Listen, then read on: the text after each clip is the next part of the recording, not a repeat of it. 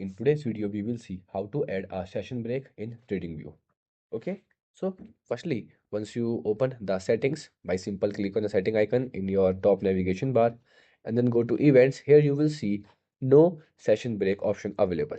Okay, now to enable the session break option, you can firstly click on the day.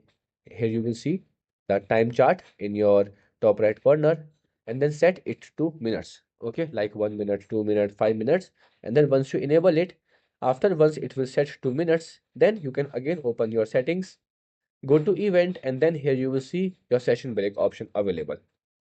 Okay, after that you can check this box and then click on OK, and now here you will see your session break will be enabled. Now in mobile view, for mobile view users, here you will see in the bottom your time slab. Here you can long press it. Once you long press, here you will find your session break. Here you can simple enable and disable it.